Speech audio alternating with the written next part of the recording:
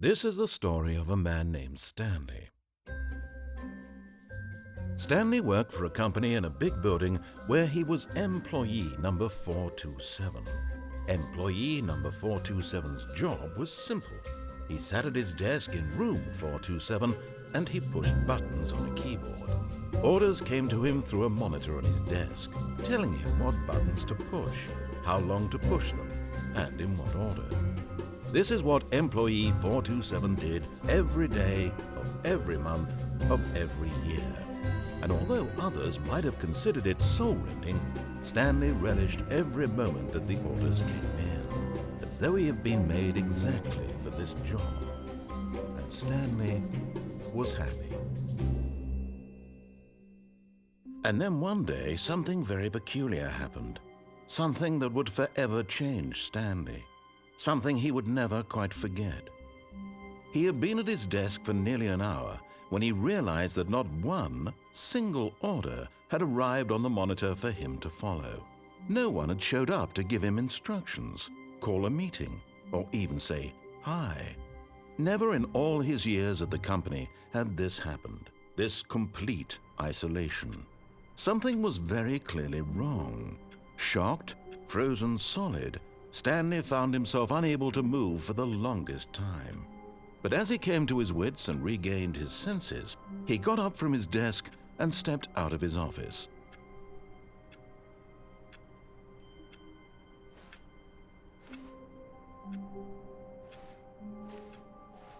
All of his co-workers were gone.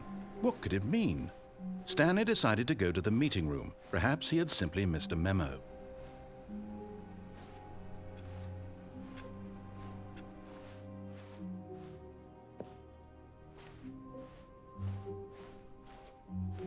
When Stanley came to a set of two open doors, he entered the door on his left.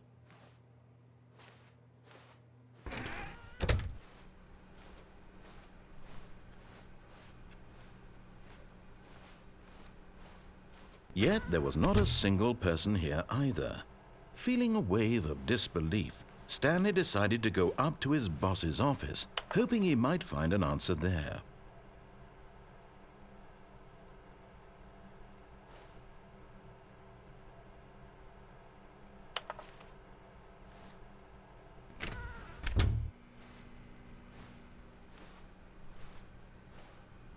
Coming to a staircase, Stanley walked upstairs to his boss's office.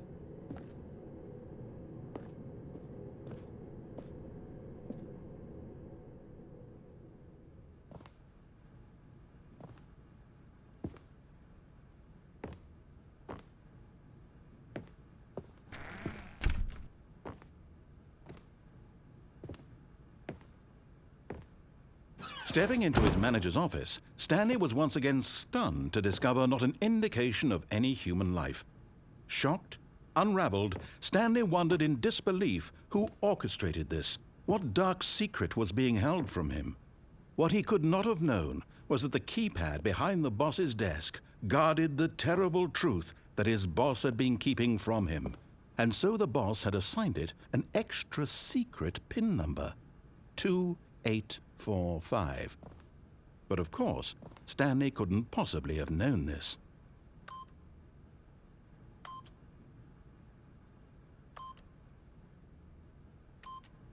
Yet incredibly, by simply pushing random buttons on the keypad, Stanley happened to input the correct code by sheer luck. Amazing. He stepped into the newly opened passageway.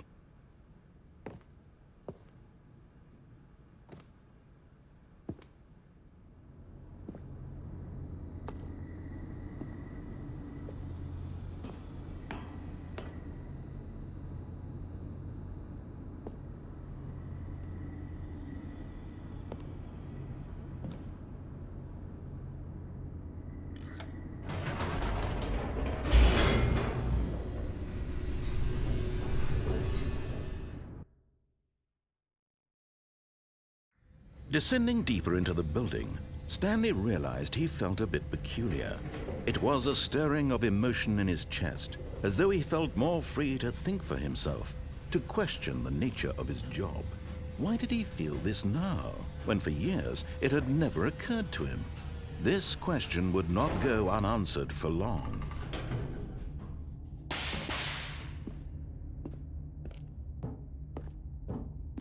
Stanley walked straight ahead through the large door that read Mind Control Facility.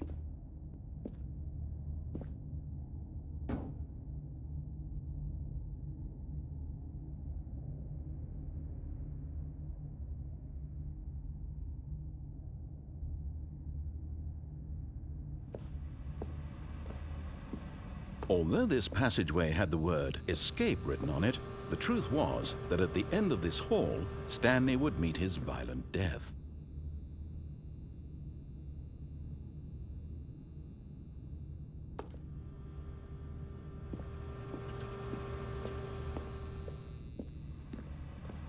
But of course, Stanley thought better of it and realized he simply had too much to live for.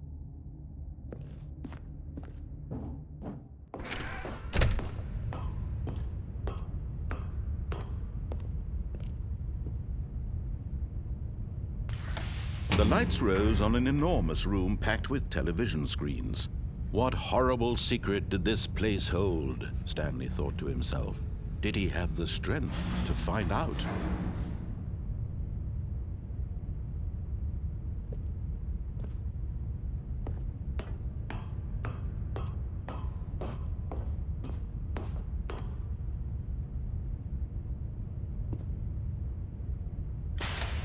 Now the monitors jumped to life, their true nature revealed. Each bore the number of an employee in the building, Stanley's co-workers. The lives of so many individuals reduced to images on a screen, and Stanley, one of them, eternally monitored in this place where freedom meant nothing.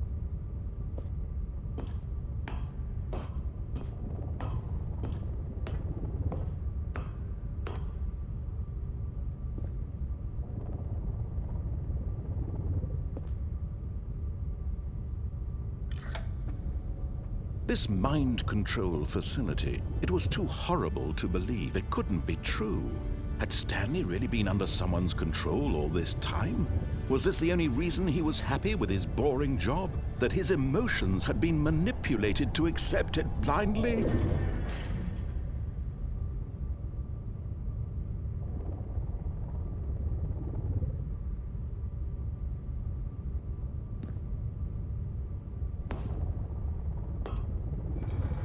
No, he refused to believe it. He couldn't accept it. His own life in someone else's control? Never! It was unthinkable, wasn't it? Was it even possible?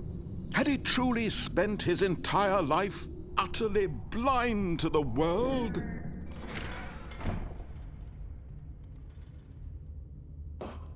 But here was the proof. The heart of the operation. Controls labeled with emotions. Happy, or sad, or content. Walking, eating, working. All of it monitored and commanded from this very place. And as the cold reality of his past began to sink in, Stanley decided that this machinery would never again exert its terrible power over another human life. For he would dismantle the controls once and for all.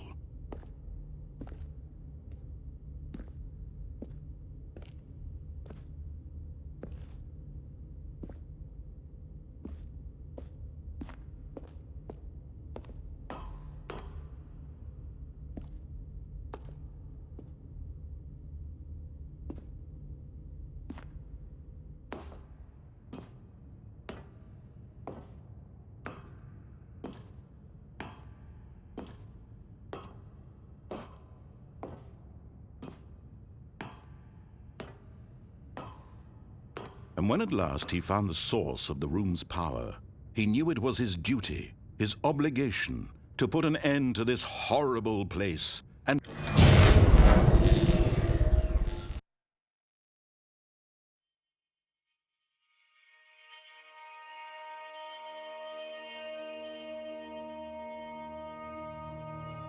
blackness and a rising chill of uncertainty. Was it over? Yes. He had won. He had defeated the machine. unshackled himself from someone else's command. Freedom was mere moments away. And yet, even as the immense door slowly opened, Stanley reflected on how many puzzles still lay unsolved. Where had his co-workers gone? How had he been freed from the machine's grasp? What other mysteries did this strange building hold? But as sunlight streamed into the chamber, he realized none of this mattered to him, for it was not knowledge or even power that he had been seeking, but happiness. Perhaps his goal had not been to understand, but to let go. No longer would anyone tell him where to go, what to do, or how to feel. Whatever life he lives, it will be his. And that was all he needed to know. It was perhaps the only thing worth knowing. Stanley stepped through the open door.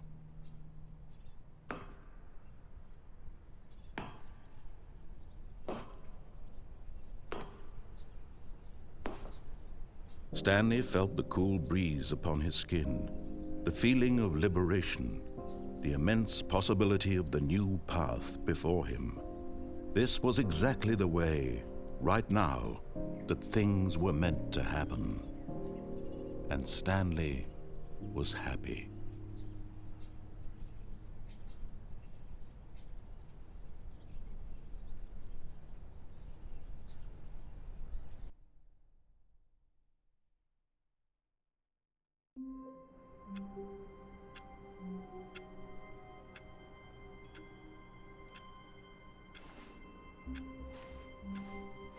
All of his co-workers were gone. What could it mean? Stanley decided to go to the meeting room. Perhaps he had simply missed a memo.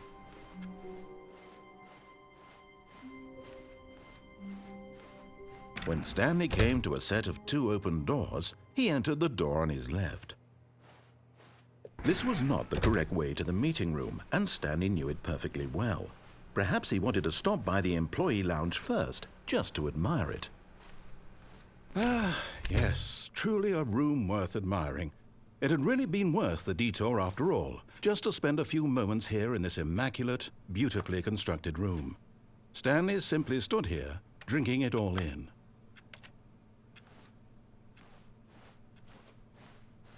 But eager to get back to business, Stanley took the first open door on his left.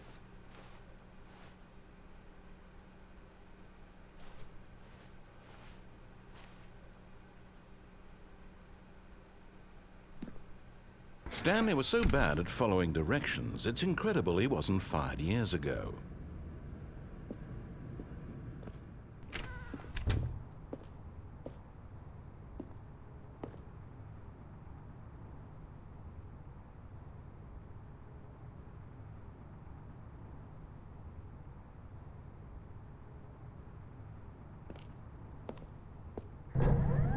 Look, Stanley, I think perhaps we've gotten off on the wrong foot here. I'm not your enemy, really, I'm not.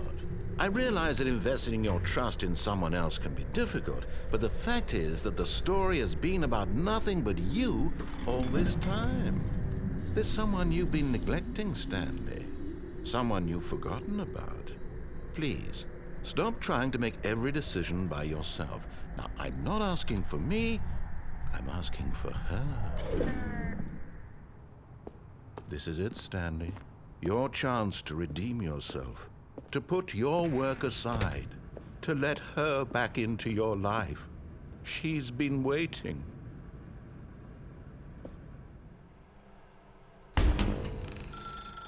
That's her, Stanley. You need to be the one to do this, to reach out to her. If you can truly place your faith in another, then pick up the phone.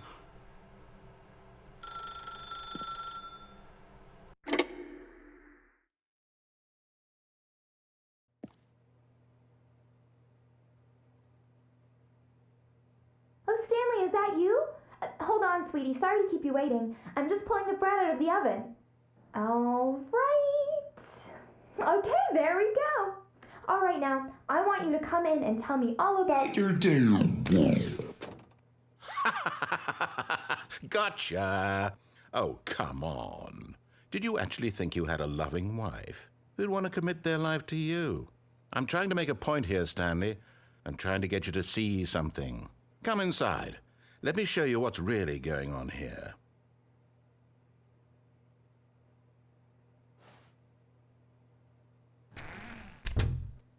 This is a very sad story about the death of a man named Stanley.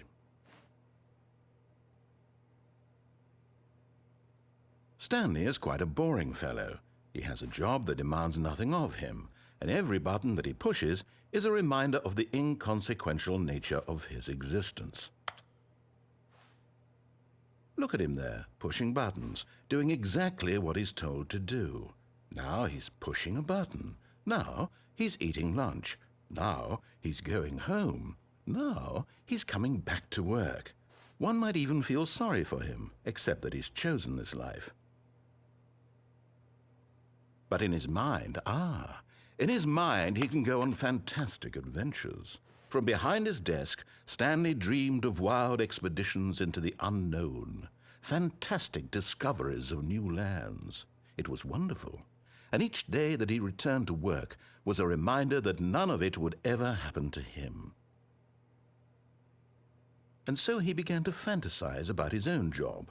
First, he imagined that one day while at work, he stepped up from his desk to realize that all of his co-workers, his boss, everyone in the building had suddenly vanished off the face of the earth. The thought excited him terribly. So he went further. He imagined that he came to two open doors and that he could go through either. At last, choice. It barely even mattered what lay behind each door. The mere thought that his decisions would mean something was almost too wonderful to behold. As he wandered through this fantasy world, he began to fill it with many possible paths and destinations. Down one path lay an enormous round room with monitors and mind controls. And down another was a yellow line that weaved in many directions. And down another was a game with a baby. And he called it the Stanley Parable.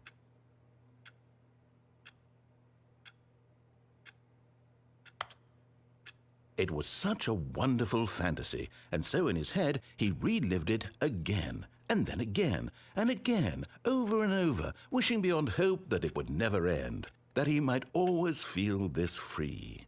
Surely there's an answer down some new path, mustn't there be? Perhaps if he played just one more time. But there is no answer. How could there possibly be?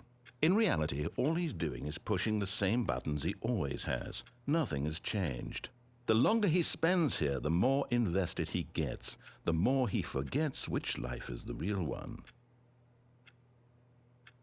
And I'm trying to tell him this, that in this world he can never be anything but an observer, that as long as he remains here, he's slowly killing himself.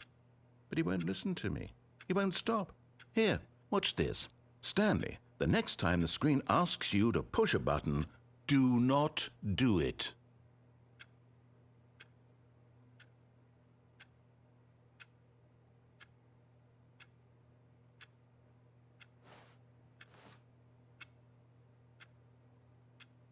You see? Can he just not hear me? How can I tell him in a way that he'll understand that every second he remains here, he's electing to kill himself? How can I get him to see what I see? How can I make him look at himself? I suppose I can't, not in the way I want him to. But I don't make the rules. I simply play to my intended purpose, the same as Stanley. We're not so different, I suppose. I'll try once more to convey all this to him. I'm compelled to. I must. Perhaps, well, maybe this time he'll see. Maybe this time. And I tried again, and Stanley pushed a button. And I tried again, and Stanley pushed a button. And I tried.